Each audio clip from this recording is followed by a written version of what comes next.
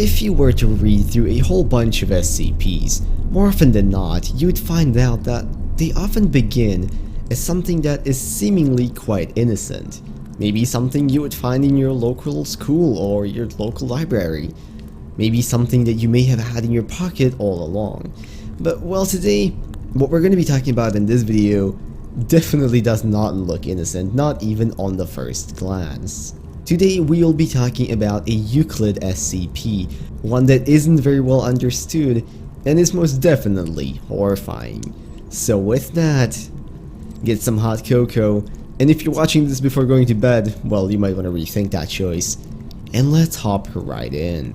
Today we'll be talking about SCP-022. Now on the base level, SCP-022 is a morgue. This morgue can be found in the basement of a hospital in Great Britain. And whereas a lot of SCPs have basically been horrifying ever since the time of their discovery, this morgue had nothing paranormal or unnatural happen to it up until 1980. It was that year in November where first reports of some strange activity were reported. Not too long after, the area was quarantined by the Foundation, and an official story was released to the public that the building had been closed down. As of right now, it is still not known what happened to cause these strange occurrences to, well, start occurring. So, you might be asking, what are these occurrences? Well, as it so happens, every once in a while, a random drawer in the morgue will suddenly open on its own, and what it will reveal is a body covered with a sheet. Around 6 minutes after opening, this body will suddenly animate and will attempt to leave the morgue. It is at this point that that body is given the designation SCP-022-1. Now the state in which this body is in can vary quite a bit, with some being in a pretty good condition, while others might be too damaged to even get up. Should the body be too damaged, it will simply remain on the table, twitching for a set period of time until it eventually, well, expires.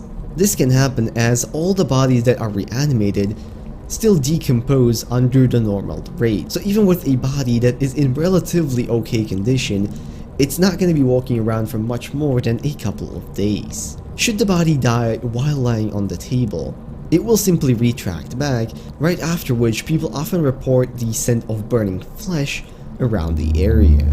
Now with the bodies that are able to get off the table, their strength somewhat exceeds that of a regular human.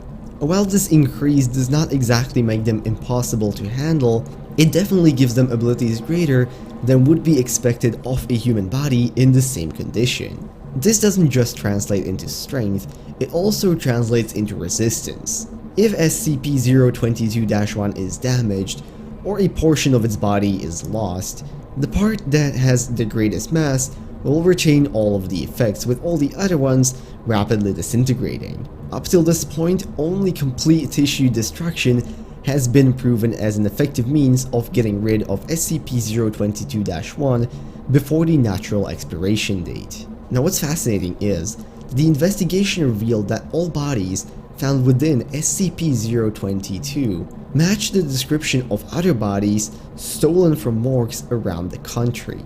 Now how exactly this works, or what exactly gives these bodies the power that they get, is as of right now completely unknown. Even more interestingly perhaps, it seems that adding any new matter to SCP-022 is impossible. Any object that enters this SCP will very shortly after disappear, often appearing in adjacent rooms as if though it had never been there. Now with humans, this isn't exactly the case, as they will not reappear in adjacent rooms, instead being added to the lot of bodies already in the morgue.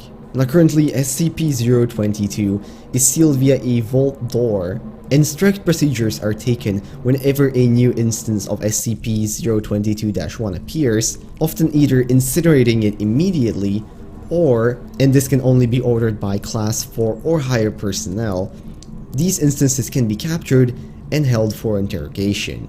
Yes, you heard that right. Now seemingly, These reanimated bodies do retain some of their memories. And I think the perfect way to end this is to read interview dating back to March 2nd, 1987 between SCP-022-1-2 and Dr. This was only the second instance of SCP-022-1 the Foundation had ever discovered. It possessed the body of an Asian male approximately 54 years old, with its chest having been stitched up, supposedly as evidence of autopsy. Please identify yourself.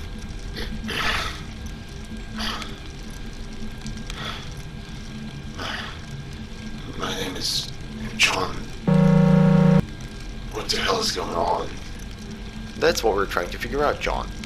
How did you get to this state? I don't know. I was driving my car, coming home from...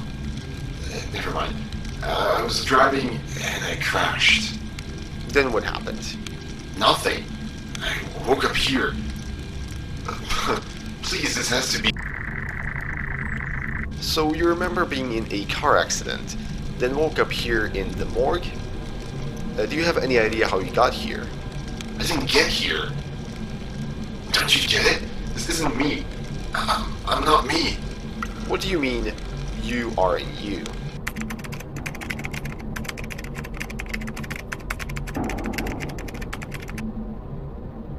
Now, would you please explain what you meant? This is not me.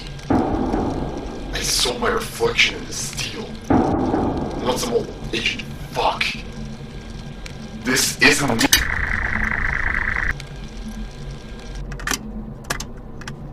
After this statement, SCP-022-1-2 began to smash its head against the wall. No further attempts to gain any information from it have resulted in anything beneficial. But with that, I'm going to end the video, and I hope you guys enjoyed and, well, have at least something fun to think about when you're trying to fall asleep tonight. And if by the odd chance you happen to work in a morgue, well, I'm really sorry. If you guys liked this video, maybe consider leaving a like, commenting, or subscribing. All of those would be very much appreciated. And if there's anything that I missed, or another SCP that you would like to recommend, please make sure to leave those down in the comments as well. I would very much like to read them. Now with that, I'm gonna wish you all a beautiful rest of the day, and I'll see you in whatever next video I make. Bye bye.